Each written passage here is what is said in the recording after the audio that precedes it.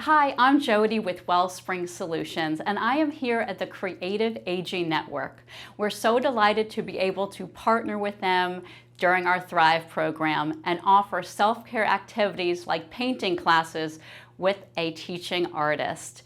It's so important for caregivers and their loved ones to have access to relaxation and fun and creative expression, so we hope you enjoy this experience.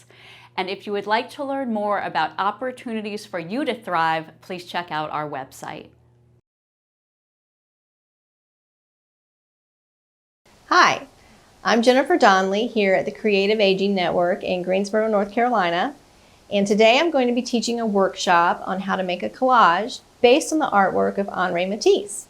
So let's get started.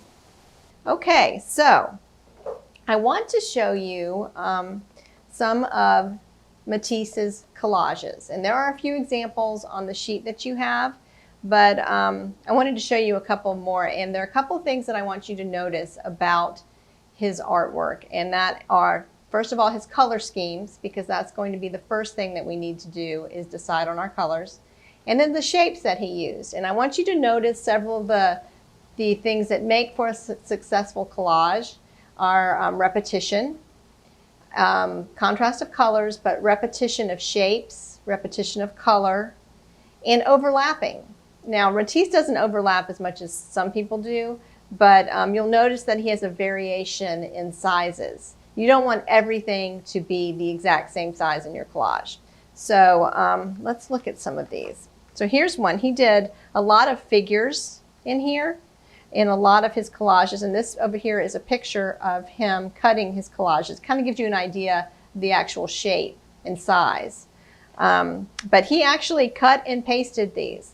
So we were talking about the shapes that Henri Matisse uses in his collages, and you can see that he has several that are more dominant. So you just kind of want to pick your focal point of your shape, but see the repetition of the other shapes and the different sizes. We have all different kinds of sizes. And he has a black background. This is kind of a yellow shape, and then the blue and the white. So just kind of keep that in mind. He was also known for really reducing his shapes, his figure shapes. So this is kind of just like an hourglass, but it's actually a figure, but it's just the blue and white. He liked a lot of very simple. These are some of his Fauvist paintings, but I wanted to show you this one. So look at all the shapes there. So he wanted, this is a horse and carriage in case, you know, it kind of, and he repeated the shape from the top, the feather plume of the horse. You can see that he repeated this shape. So repetition is an important part of the collage process. He repeated these smaller leaf shapes down here. And then he also has the overlap. Some shapes are overlapped. And that, when you overlap shapes in a composition of a collage, it keeps everything kind of working together. It just kind of moves your eye around. And he's also created a lot of depth in this, in that the white kind of comes forward, and the fact that it overlaps the black and the pink and in other areas pushes that part back.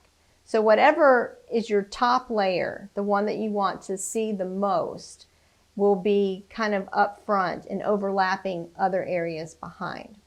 I know this sounds like a lot of information, but once you actually start doing it, a lot of this comes naturally and you won't even realize what you're doing. So some of his collages were really large. And I want to talk to you a little bit about the way that he made these. You'll notice that you have a set of gouache paints. He painted his papers with gouache. Now, in modern times, it would be a lot easier for us to go out and just buy the colored paper, cut it up, glue it down. He really didn't do that because he liked to have more control over his colors. Sometimes, and you can see in this picture, the colors kind of fade in and out, and there's a lot of gradation of color from light to dark. So you can do that when you paint your own papers. He would then take the pieces of paper and stick them up to a wall, just kind of templates and stencils, and he had people helping him with that because at this point in his life, he was bedridden most of the time. He had had a lot of health issues. He had had abdominal cancer. He had had surgery, and it was very difficult for him to move around. And as he was recovering from the surgery, and even later on. In fact, he started making the collages during the last decade of his life, and not making art was really not an option for him. He had always painted, and he had to come up with a way that he could continue to create from his bed or from a chair without standing at an easel. And the fact that he managed to do these at such a large scale with the limitations that he was facing at the time is really impressive. But if you see in this picture, a lot of his designs were adapted to more stained glass. He created lots of stained glass for churches. In fact, one of his caregivers, he did a whole entire chapel. He designed the chapel and the windows and everything because one of his caregivers, and he did that for her. She worked at this church, and he just did that for her because she was so important to him and the help, and he appreciated it so much that she had given him. So let's look at a couple of other. Notice the vibrant colors here. And again, the repetition of shape. And the name of this one I think is kind of interesting. It's called a Creole dancer. And so I don't know if you get that by looking at this, if that speaks to you as somebody dancing, but he really simplified his figures and his shapes. And I can see that. I mean, you see her face here and her body. This is her body, her legs, the plumage of her costume. Just very interesting, but notice the bright colors. So his background here is divided up into several colors, and you can do that. We're going to paint our background first, and then we'll paint our other papers with colors that we can cut our shapes out of. And then same here. And this is one of my favorite shapes, is the spiral. And so he includes that often. And along with his leaf shape, those are two of his favorite shapes. Now you have a template with you in your bag that just has an example of some shapes. So if you can't really come up with one, if there's one on there that you'd like to start with, you can use those. You can cut them out and use them to trace other shapes and just kind of give you some ideas. And there's one other one that I want to show you right here. This is probably one of his more famous collages. And it's the spray of leaves. And it's on just a plain white background, but you notice the varying sizes, the repetition of the shapes, and really they're all very similar, but only several of them are repeated completely. Others are changed. Each one is changed a little bit, which kind of helps to lead your eye around, and just, the pops of color, those very bright colors. I know to us nowadays, these colors are like pretty commonplace. We see them everywhere we go. My artwork is extremely colorful, but in Matisse's time, that wasn't the case. So it was very innovative on his part. So do y'all have any questions about anything that Matisse did? Anything that you saw that really kind of struck your eye that you enjoyed about his? If so, keep that in mind, because it might be something that you would like to include in your own collage today. So I want to show you a painting that I did that is based on Matisse. Now this is an acrylic painting, but the way that it's done, it could very easily be a collage. And so this is a Matisse-inspired painting. You see I have the spiral shape here in the center. I like to include that shape just in drawings and things that I do. And I showed you where Matisse also used that shape. And there I have leaf shapes here. And I have repeated several shapes. So there's a lot of repetition. This is actually a rose was the inspiration for this. So you can come up with something like that. You can think about a rose or a plant, leaves, a tree, anything like that that you would like to reduce down just to shapes to make your collage. Now, this is something that you can do later on. And I think this is really interesting, is that I love pattern. And you'll see that on Matisse's, they were mostly flat color against flat color. So what I did after I painted this, I went back with pens, gel pens. You can use Sharpie markers. You could use the micron pens, anything that is a permanent marker. And I drew these shapes and patterns, and I'll put this up closer so that you can see, over top of the paint. And you can do that today over top of your shapes that we're going to paint, if you decide that you'd like to include some pattern later on, just to give it that little extra pop. Now, that's not an Henri Matisse thing. He didn't do that. That's a Jennifer thing. But you're welcome to try it if you would like. Okay? Any questions so far? All right. So the first thing that we'll need to do is you will need to think about the colors that you would like to use. So if there's a particular color scheme that really speaks to you, you could think about anything to let it inspire you. You could think of a sunset. You could think of water, under the sea type thing. If you have just favorite colors that you would like to do. So the first thing we're going to do is paint the background of one of these pages. So let's go over our supplies.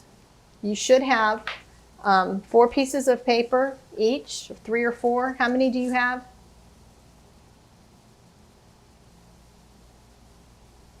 So you have 6 pieces, so you have 3 each. Okay. Awesome.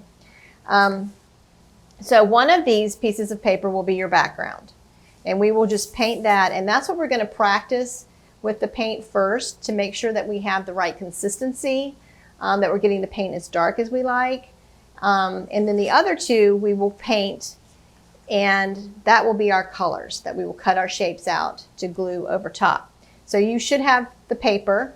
You should have a palette of gouache. Now, I know gouache, it looks like watercolors. It's very similar to watercolor, but it's kind of in between acrylic paint and watercolor, in that gouache is considered an opaque paint. If you were to paint with watercolor, it's very transparent. It's hard to get a solid coverage. Acrylic paint, on the other hand, is very opaque. So this is somewhere in between. So we'll have to use a lot more water with this than we would if we were painting in acrylics. Has anybody used gouache before? No? Okay, good. Just trying something new. That's what keeps us young, right? So that's what we're going to do today. So what I want you to do is we're going to play with the water, the amount of water. So you should have a container that has some water in it. And if you don't, feel free to just get up and go grab some, okay? And then I always like to have paper towels handy.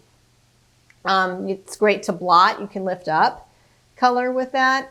If you would rather just, make sure that you have the right consistency, you can always get the water off your brush using the paper towels. And then we don't need these right now, but you should have some glue sticks and some scissors. And that will be for the collage portion, okay?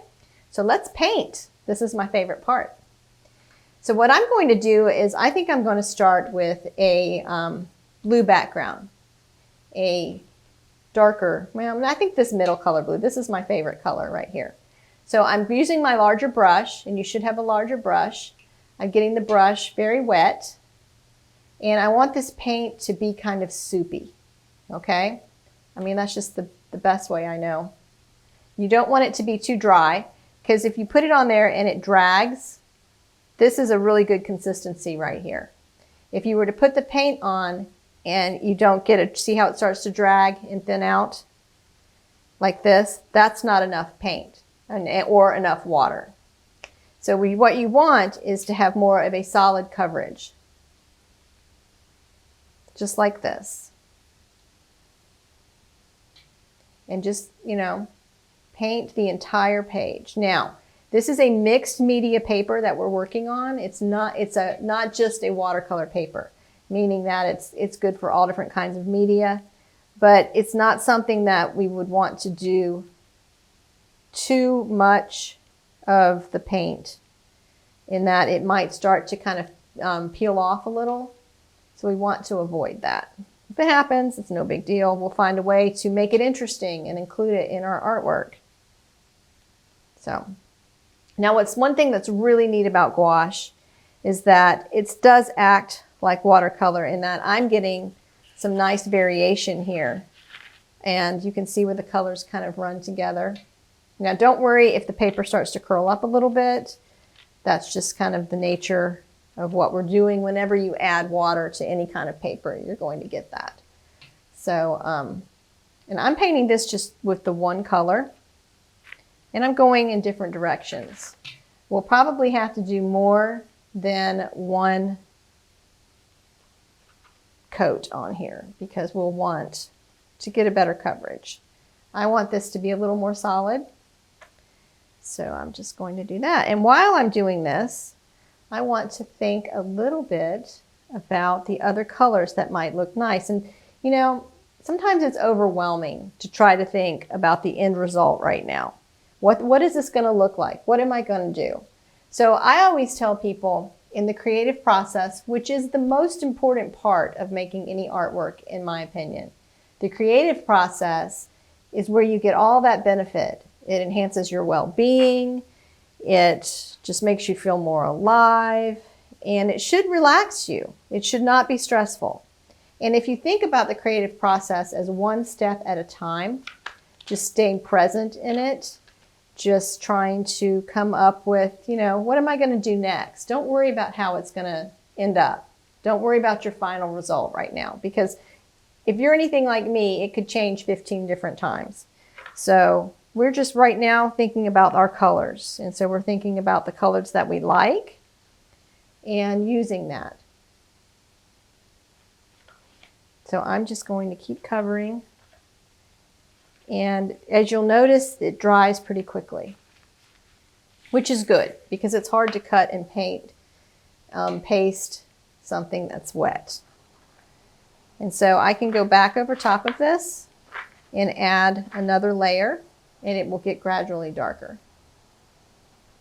This is going to be my background. I like blue backgrounds. There's just something very peaceful and relaxing about that to me. You'll notice that you're drawn to certain colors, and it's usually because of the way they make you feel. If you want something to make you feel awake and alive, it's usually the brighter colors. If you want something to be peaceful and relaxing, it's usually the earth tones or blues, in my experience anyway. I think it's a little different for everybody. So keep that in mind as you're creating and as you're painting. What colors really speak to you? What kind of color would you like to see with the color that you're painting your background? So I'm just going to let mine start to dry a little bit while y'all are finishing up painting your background. And I want to talk to you a little bit about some of the elements. I'm just going to switch my camera back, and I just want to talk to you a little bit about some of the elements of collage. And we touched on this earlier, but repetition of shape. So you don't have to have, let's say you wanted to include 6 shapes in here.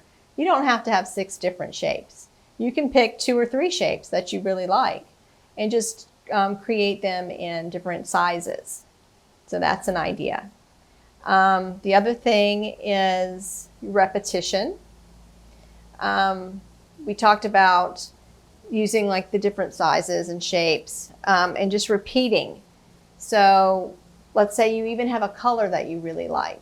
You don't have to have 15 different colors. You can have 2 or 3 colors and just make some of your different shapes or sizes the same color. And so you could repeat color.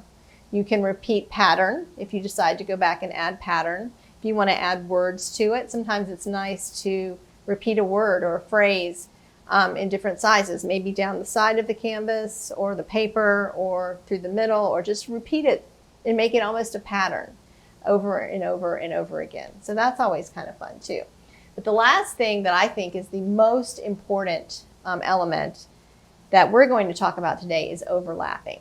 So when you overlap elements, then you create depth because you have some that are right up close to the viewer and others that are pushed back into the background. So I want you to keep that in mind too. So overlapping is a lot of fun. Has anybody come up with maybe an idea of a shape that they'd like to start with? You have time. because we still have papers to paint. So this might give you a little bit of an appreciation for the way that Henri Matisse created his papers. His collages, some of them were very large, so it was a lot of painting paper and a lot of coats of paint, because you've probably noticed that the paper is not uniform yet. It's not just one solid color. You can see the way it's kind of fading in and out. Maybe you really like that and you'd like to keep it that way, or maybe not so much and it's going to need another coat. So what I want you to think about now as you are creating your one page, and see, this is what mine looks like. If I hold it up, it's still pretty light blue. I feel like it could be darker. But you will see that this dried right here a little bit darker. And so that makes me happy. That's kind of what I had in mind.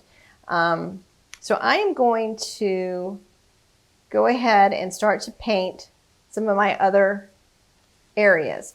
And what I'm going to do, you can see I took this one paper and divided it in half, and I will paint each one the different size, and then I'm going to take this paper and fold it this way.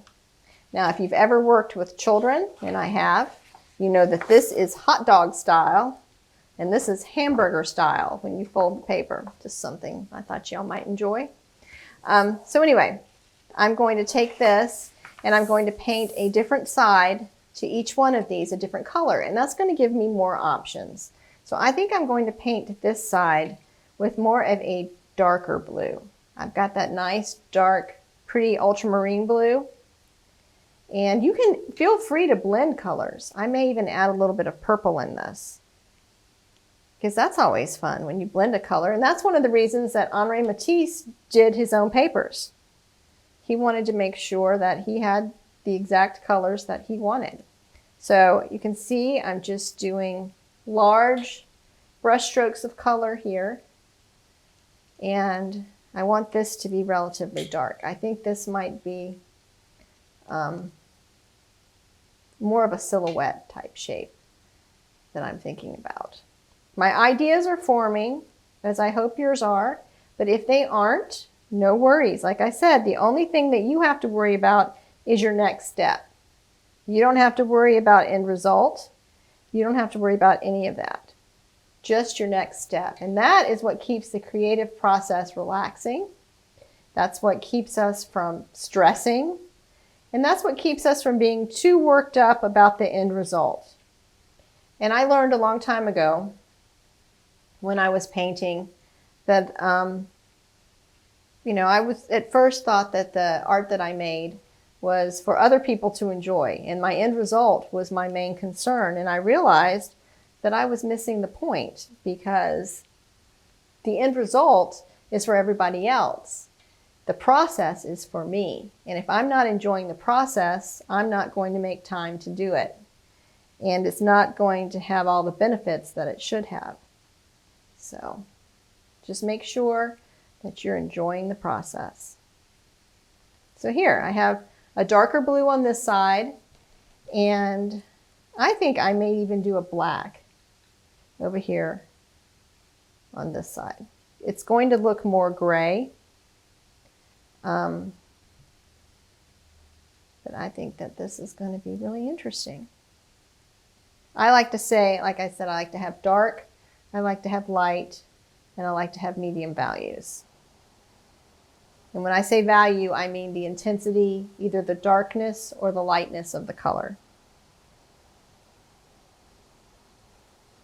So you see how this black makes a real beautiful gray? I love gray. I've been using gray in more of my paintings and my artwork because it's a neutral. And it just kind of gives your eye a little bit of visual rest.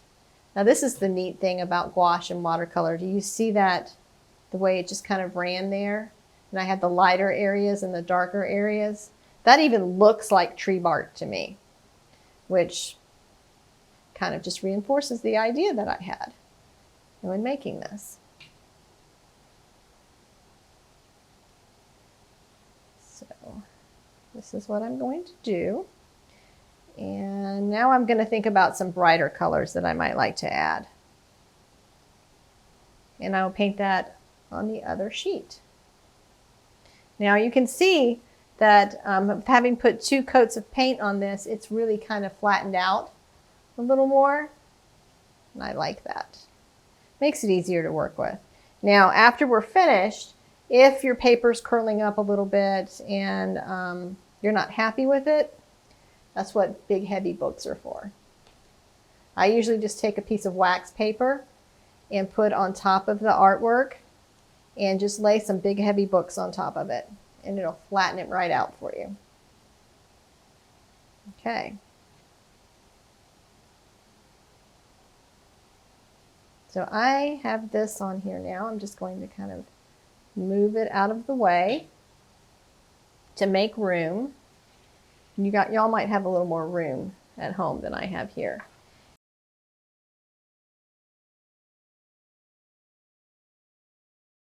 So I'm going to do another one here with the orange. And so I'm just kind of cleaning off the brush a little bit because I've got a lot of blue in here. And so I just want my paint to be a little bit thicker because I'd like for this to be nice and bright. I'm thinking of cutting a spiral out of this, a big spiral, because I love the spirals. And maybe putting that in the background here with a tree silhouette over top of it.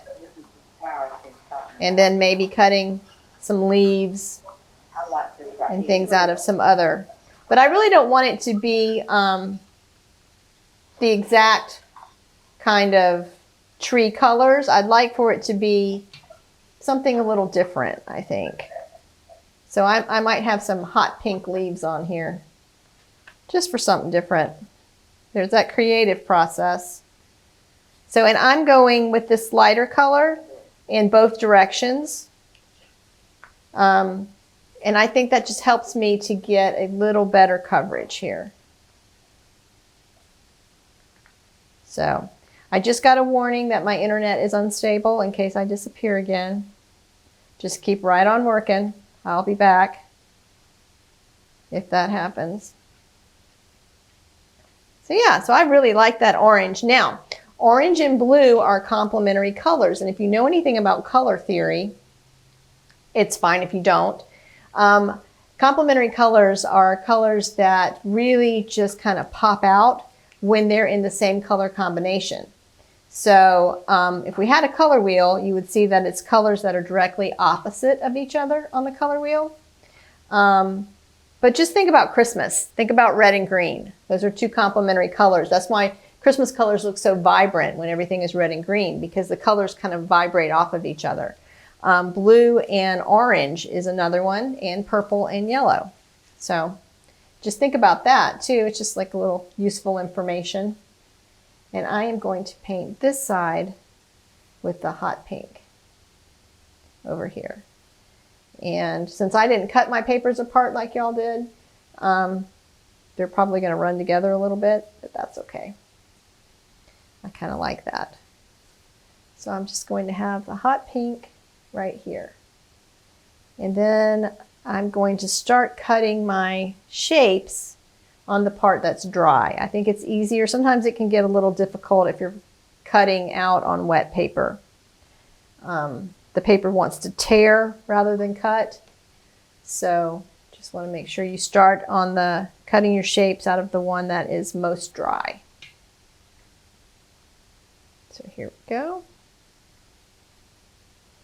And I like this pink, only I would like for it to be darker. So I can add another color on top of that.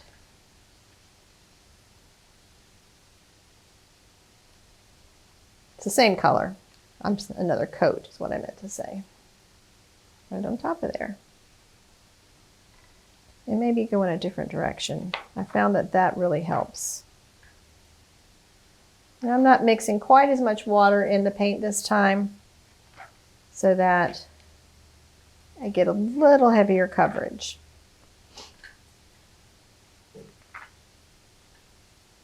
Just like this. So you can see where it's a little bit darker. I'm really liking this yellow-orange color that I painted earlier. Does anybody have any ideas as to what kind of shapes they'd like to use. I know some of you have already started with your shapes. Does anybody have any questions about shapes? If you do, just let me know. Especially when this is a new medium, something that you haven't done before. I'm sure lots of questions will come up. Okay, I'm just going to go across one more time. And there we go. All right, so I'm going to move this to the side and let it dry a little bit. I've got lots of colors here. So I think that I am going to start, and I really do like the idea of some kind of a tree shape.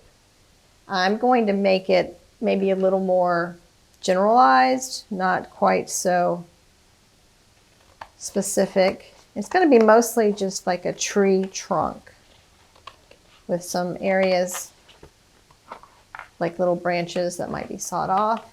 And I'm going to have it get thinner as it goes across the top and have it be the widest part down here at the bottom. But I just really like the way this gray looks. And maybe it's like a tall pine tree type thing is what I'm thinking. And I'm going to make this more of a branch. Cut that little shape out right there. Now, I usually don't start gluing my shapes down until after I've had a chance to really play with them, because I like to change my mind a lot.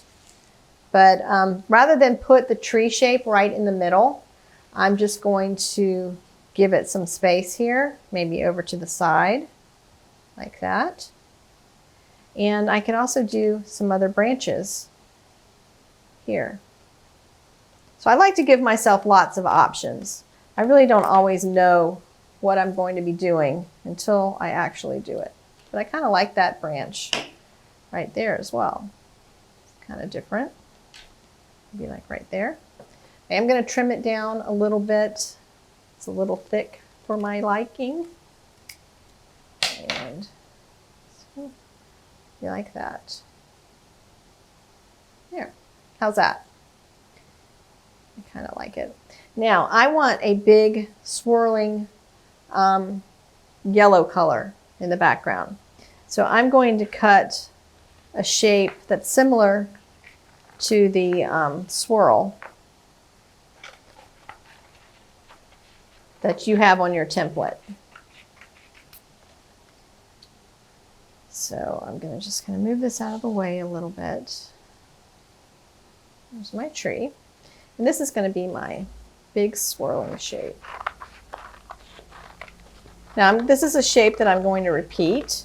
We talked about repeating shapes to really kind of give you a little more consistency, and it pulls everything together compositionally.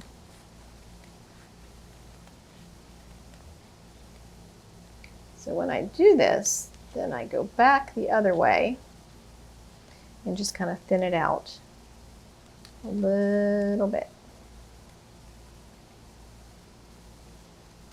What's interesting is when you do that, you kind of end up with another little swirl that you can use.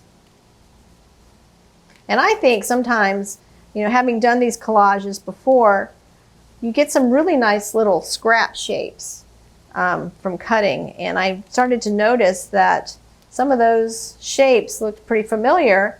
And I think that Henri Matisse used some of those scrap shapes too from when he was cutting, because I started noticing them. So here's a nice swirl. And I think I'm going to put this up there, and this will be in the background. And my tree will overlap in the front. So that's something I'll continue to play with. I really want to see. I kind of like it wrapping around the branch like that. See? Those are the happy accidents that happen when you're creating something. I hadn't planned on that, but I like the way that looks. And just let it kind of overlap that way. Now I have this little thinner shape, and this might be nice to include as well. Could be up here. maybe even over top. Kind of looks like, feels like wind maybe. This is more like a sunshine, but these thinner shapes might represent maybe a wind or something. And then I want some smaller swirls to kind of scatter around in the background. So there, again, we are repeating similar shapes. That's what kind of gives you consistency and keeps your collage working together as one composition. So I'm just going to go around and cut this just like I did the last one. You can kind of tell that the swirl is one of my favorite shapes. It just really indicates motion, which is nice. And you'll see that some of these shapes just kind of represent different things to you. But I've always thought that the swirl looked like motion. So let's this, and I have got, well, you know, I always am covered in paint, so I'm going to add a little bit more of the orange to this one because I feel like I'm getting my fingerprints. And you can always go back. If it's dried a little lighter than you like, you can always go back and add another layer of paint to it after you've cut it out. There's nothing wrong with that. Like I said, there's no absolutes. These are all suggestions. There, kind of like that. And then I have one more small one I can put there. So yeah, so far I have my swirls, I have my tree shape, and so now I want to play around with some leaves. And I have my blue, and I have my pink. So I think I may do different leaves, but using the pink and the blue. Now when I make leaves, I like for them to be kind of like this.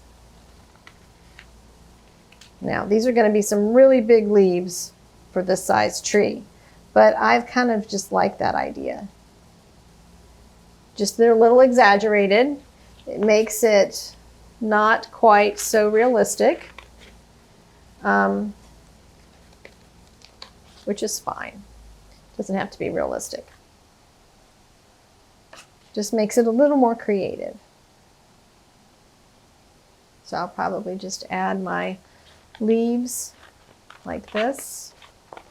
Just cutting out some fun little shapes here.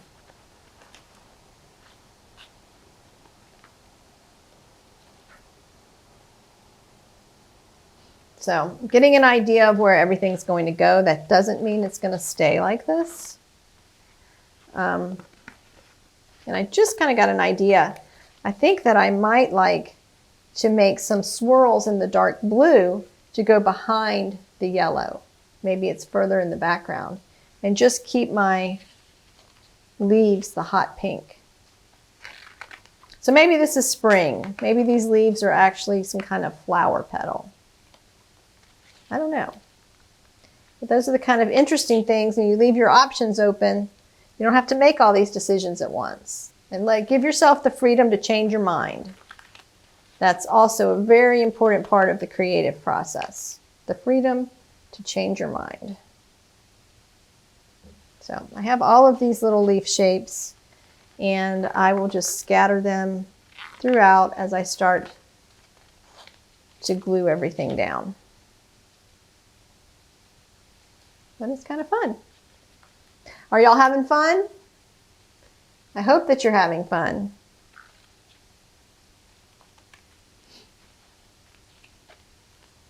I am. And I want, like I said, different sizes. So I have some of these leaf shapes big, and then I do want some smaller ones. That gives you depth. It looks like maybe some are floating back in the background. Maybe they're blowing around. I really think the yellow swirls that I've made seem to have a little bit of a wind type feel to them. So if these are smaller in the background, maybe they're blowing around a little bit. This kind of looks like a blustery spring day rather than a fall day, because you don't see a whole lot of pink leaves in the fall. You don't see a whole lot of pink leaves anyway, but flower petals, those types of things. Okay, All right, so I have all these wonderful scraps here. So it's kind of nice sometimes just to find a place maybe you can use some of the scraps and just block in some areas. That's always fun too. And it just kind of breaks everything up a little bit. That would be an option. Or down in the corner, or even up here. I kind of like this. Just take this scrap and put it behind there. That just gives me an interesting shape. Let this overlap. Just kind of breaks up that background a little bit. So yeah, don't disregard your scraps. There might be an excellent place that you can find to include one of those in your background. Just remember to overlap. And so I'm going to put, I think these, like right here. Now, one of the hardest things about making a collage that you're going to find is remembering where you put everything when you pick it up to glue it down. There's always a challenge with that. So just kind of make a mental note. If you want to use a little bit of pencil, then you can do that. That's fine too. I'm going to check on our time to see. Okay, good. We have time. So I'm going to cut some more shapes out of this for the background, the dark blue, but I think I would like to have some smaller swirly shapes in the background behind the yellow. So I'm just going to make some smaller ones, and then I'm going to start gluing everything down. But I think this might break up some of that bright blue too. Might be really interesting. And again, I'm cutting one way, then I just kind of go back and thin it out, just retracing my steps. Just an easy way to make swirls. Like this. But, and those are kind of neat. And I'm going to put those in the background and let the yellow be on top of that. Just kind of adds like a little bit of a shadow effect. So, has anybody come up with a shape that they really like? You can just hold it up. Robin, you are muted. I'm just doing an abstract. Okay, good. I'm doing some shapes there. So I haven't glued anything together yet. Okay. But I can't even show it to you good.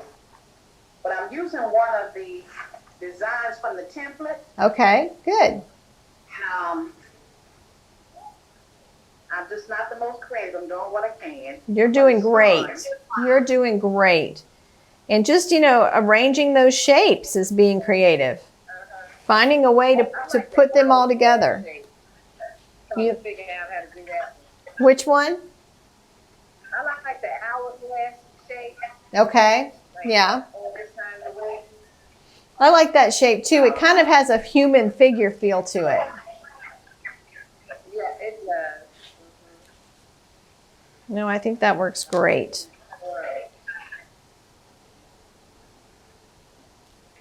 I think it's interesting how people gravitate towards different shapes. Right. Yeah. So I like these blue shapes in the background, and you can see that just by adding these, it just kind of breaks up and it just gives a little more depth into the background, more layers.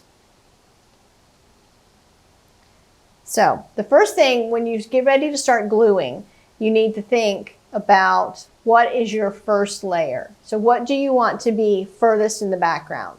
Because we are going to overlap some areas. So for me, it's going to be these darker blue shapes. So I'm going to start by gluing those on first. And I think that my background is dry enough, as are these other pieces. So I'm just going to use the glue stick, and I'm going to start to put these down. Now, the glue stick that I have will dry. It goes on purple, but it dries clear and white. And so I'm just going to add the glue on here. And when I'm doing this, I try not to take everything off because then I forget where I put it. And then I spend a lot of time trying to figure out what it was that I was doing. Maybe y'all don't have that problem, but I do.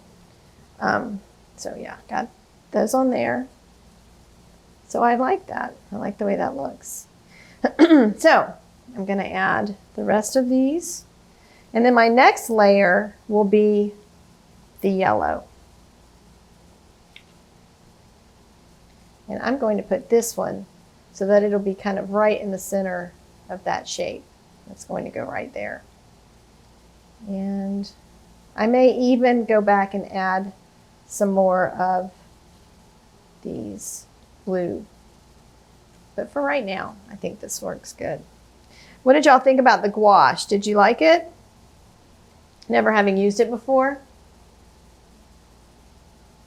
It's a little different. Yeah, I'm trying to decide. You say put the design that you want to last. Mm-hmm. That what you want to be furthest back in the background will go on first. And the last layer will be what is right up close. So for me, it will be probably my pink leaves will be the last thing that I glue down. So I have my glue pieces, darker swirls on there now. So the next thing I'm going to do is start to add some of the yellow. I may have to put the tree on first before I do all of the yellow because I have it kind of wrapping around a little. And don't be afraid to use a lot of glue. I have glue on here, but it's... Yeah, I tell you, I don't know how in the world you can get attention to this. Well, we're not muted, so, Mother. It's a deviation from what you normally do, and it's all good, and I think you're doing extremely well. Okay, all right. Okay, just don't stop. Okay. So I've got some more of the yellow on here, and I'm just going to put one more on, and then I think I'm going to put my tree down. Because I'm going to want to overlap some of the yellow in between. So I'm just going to go, and I really want to get rid of that edge right there. So I'm going to glue this. It's amazing when you're working on this how important one single shape can become. So, there Yeah, I we need some more whiteness in mine or something. I'm not pleased with what I have here. But Okay. I'm going to start doing it. I ain't got time. Well, you can go ahead and, you can even paint over some of these shapes after you get them on there. That's what I'm going to do. I'm going to try to paint over. You can take your gouache and just go back over. You can also take pens and markers and do some kind of patterns. You can, if you have any metallic pens and markers, sometimes that's fun to use too. So I am going to my tree down here, and you can see that I am overlapping. So as I'm putting more things on here, I am overlapping. That way everything doesn't look like it's just spaced out. It looks like they're actually working together in a composition. So that's nice. So I'm going to put my other tree branch on here before I add the rest of the yellow. So I'm getting close to having most of mine glued down. And if you're not to that point yet, that's fine. Like I said, this is something that you can continue to do and work on and add to.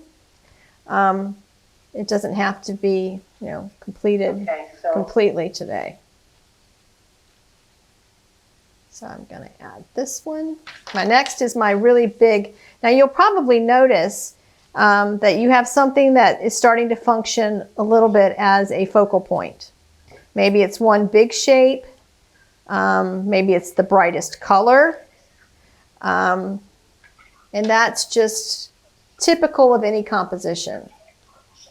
And that is the main place where your eye gravitates as you are creating in your composition. So I really wanted this to overlap a little bit, so I'm going to have to. And the nice thing about this glue is that you can lift it up and just kind of move it around a little bit until you have decided for sure. Because I kind of like that hanging off, that swirl kind of hanging off the tree branch a little bit. There. And if your paper's buckling, don't worry about it. Remember I said that's what heavy books are for. And something else not to be too concerned about is if you go off the edge of the page, and if this is something that you decide you want to frame and keep, sometimes that's really interesting to just take it and put it on top of another board and let all those edges kind of hang off. I call that breaking the frame of the picture. I don't know if that's what other people call it. That's what I call it. And sometimes that looks just really interesting. So the thing that I try to do when I'm using swirls is have them go in different directions, not all going the same way. I just think that creates more movement in the picture. So I'm going to do that here. And I want this one maybe going like that. It's a different direction from the other ones.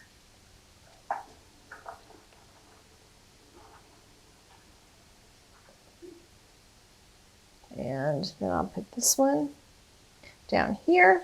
And the only thing I have left to glue down are my leaves. Don't be afraid to give yourself a little extra time to work on this if you feel like that's what you need. Sometimes it's harder to get these little pieces to stick down. You just need a little bit more glue.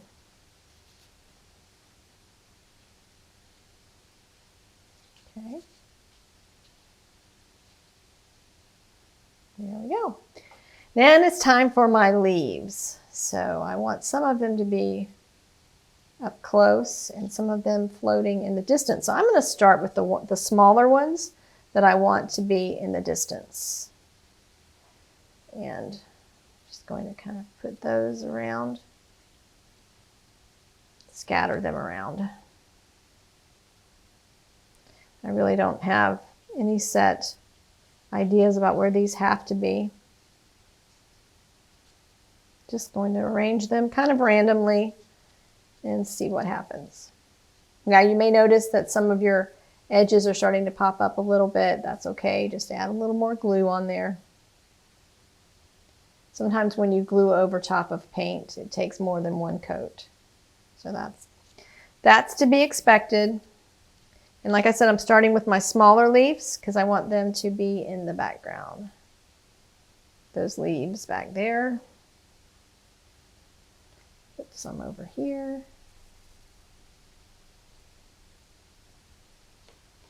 And I do have purple paint purple glue everywhere, but that's going to dry clear, so don't worry about that. I'm going to go next with some medium-sized leaves.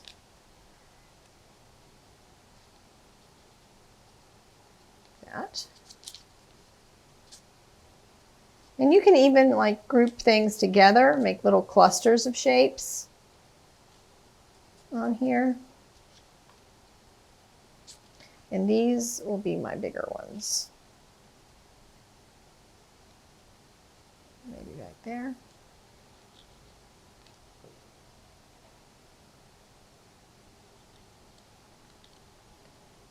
I really want this one to go in here. Here. And the last couple of shapes. So I'm happy with this so far. I feel like it has a nice movement type feel to it, which is nice. Where to put the big one? Like that. All right. So I have some things, just still kind of popping up. I think I could probably use a couple more leaf shapes on here. And it's always nice to rearrange. Say if you don't like something in one place, at this point the glue's not quite completely dry, you can pick it up and move it around. Anything like that. So this is what I have so far.